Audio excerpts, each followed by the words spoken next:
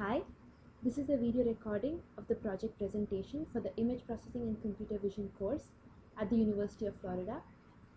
This is Suchitra Chandran and my project is titled Comparison and Analysis of Feature Extraction Algorithms. The contents of the presentation are as follows: Introduction, feature extraction algorithms that have been implemented as part of this study, the clustering algorithm, results, and conclusion. With technological advancements scaling new dimensions, the information that is being represented in these images needs to be extracted and represented accurately. This is the primary motivation to understand feature extraction. Radiologists for long have manually understood the information which is available as part of medical images, and with the available technology, we can now automate this process. To understand extraction, we need to know what feature stands for. Feature refers to the objects in the image that are similar in characteristics. What is a texture? Texture has related pixel of information and provides visual patterns of the image to store vital information about the structural arrangement of the surface. Feature extraction algorithms can widely be classified into low-level feature selection algorithms, feature extraction by shape matching, and flexible shape extraction algorithms. The three algorithms that we are planning to consider as part of our study are part of low-level feature selection algorithm. Spatial gray level difference method is the first method of feature extraction algorithm. It describes spatial distribution and is based on the second order conditional probability density function. It uses two levels of representation, the 8 level gray representation and 16 gray level representation. The gray level co-occurrence matrix is used to extract the feature. It is calculated by defining how often a pixel with intensity I occurs in a specific spatial relationship to a pixel J. The GLCM features can be computed by varying the distance and using directions from theta equal to 0 to 158 degrees. The various features that are extracted are contrast, correlation, energy, and homogeneity. Contrast measures the intensity between the pixel and its neighbor. Correlation measures how correlated the pixel is to its neighbor. Energy measures uniformity, and homogeneity measures the spatial closeness of the distribution of the co-occurrence matrix. Moving ahead to the next feature extraction algorithm, that is the local binary pattern. The local binary pattern is based on the assumption that the texture is constituted of two complementary aspects of pattern and strength. It was first introduced by Ojala et al. As a basic binary operator. The pixels of an image here are labeled by the operator by thresholding the 3x3 neighborhood of each pixel using its center value and considering the result as a binary number. For the given image, we see 4 can be considered as a threshold. Since 5 and 9 are greater than 4, they have the binary digits 1 associated with it. For this window, this represents the binary digits, and the binary number is represented as 110100011, which corresponds to 211 as the decimal number, and this pixel is labeled as 211. The histogram of the LBP image is then constructed. Run difference method. The run difference method helps to extract texture features that describe size and prominence of texture elements which are available in the image. They are run in similar to the SGLDM, where the image is split into 8 and 16 gray levels. It measures the PDF for R varying from 1 to the side of the image, and GDIF, which measures the gray level differences. GDIF measures the difference between the attenuation values of 2 pixels, which is at a distance r away from each other in the direction of theta. Now, to measure the features of RDM, we need to primarily define characteristic vectors and these characteristic vectors are DGD, which represents the distribution of gray level differences, DOD, which represents the distribution of average gray level difference given a distance r, and DAD, which represents the distribution of average distance given the gray level difference.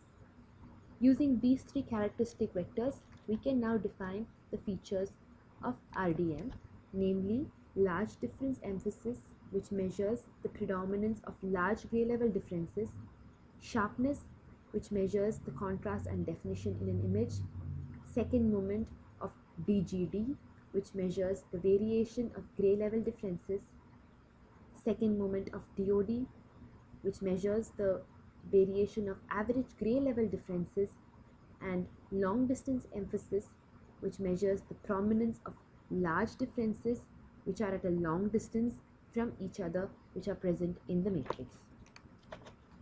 Once we have our features which have been extracted using the algorithm, we may now move to understand the classification algorithms which are available. The various classification methods that are available are discriminant analysis, classification trees, probabilistic neural networks, support vector machines, and logistic regressions. The KNN method falls under the classification trees. It is a non-parametric method and it partitions the image X into K clusters. It is an iterative process that aims to minimize the sum over all the clusters. The result of the clustering is when an image X is split into different clusters. In our case, the number would be K. Let's move ahead to analyze the results of our experiment. The input database is constituted by 3 images. These 3 images are obtained from the MRI scan. We primarily apply the first extraction algorithm, feature extraction algorithm, that is SGLDM. The image is split into 8 gray levels, and then you extract the features of contrast, homogeneity, correlation, and energy, and you make a tabular column which is represented here. Then we run the code to represent the image in 16 gray levels and extract the same features, contrast, homogeneity, correlation, and energy over here, and then we normalize the gray levels of 16 with 8, and then we plot it. Let's run the code and check a few values. This here represents the code for gray levels of 8 using SGLDM. Let's run the code.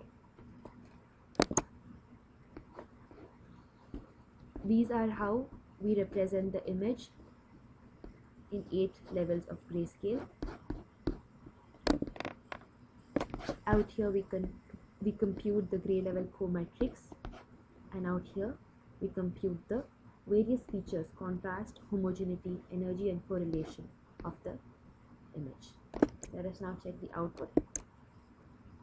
The output is now available.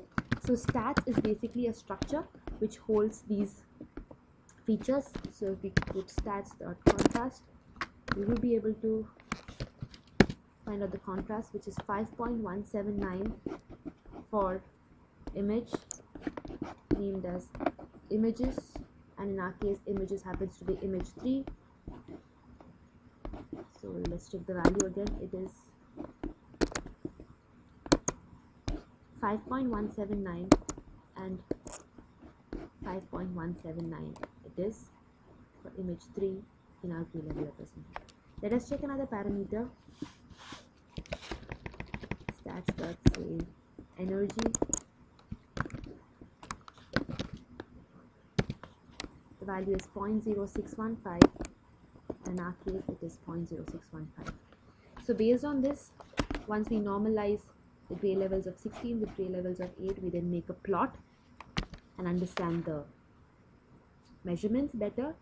We see that contrast is the only feature that is prominently high for 16 level representation, whereas energy, correlation, and homogeneity are higher for gray level representation of 8. Moving on to the next feature extraction algorithm, which is local binary pattern, wherein we move a 3x3 window over the entire image and compute the label for each pixel. So let us run the code.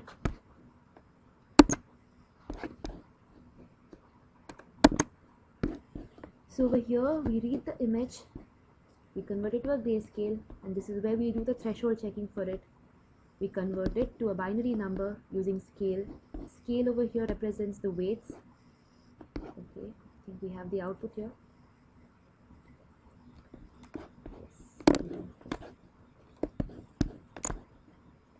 So this is the original image, this is the structure of an eye. We have the local binary pattern image, and we have the histogram associated with this image.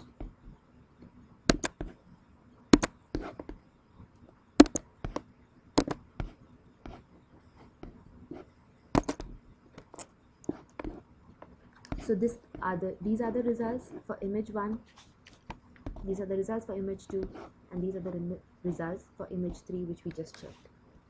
Moving ahead to the next feature extraction method, that is the run difference method. The image database is split into 8 and 16 level representations, and we extract different set of features here, namely large difference emphasis, sharpness, second moment of BGD, second moment of DOD, and long distance emphasis. We need to remember these acronyms here because the table is labeled as those. So based on the values, based on the code, we get these values, and similarly we normalize gray level 16 with gray level 8, and then we make a plot to analyze the results. Let us run a code and check the values.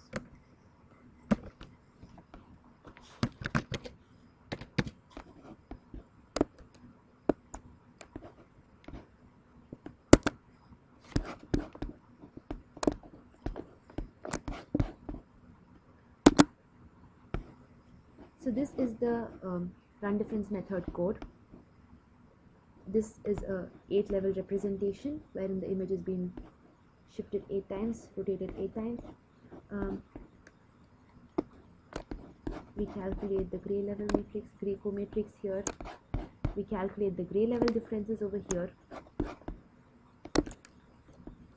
We calculate our characteristic vectors over here, BGD, DOD, DAD, and then finally down here we calculate our feature vectors, which is sharpness, SMG, SMO, LDL, and LD. Let's check the output.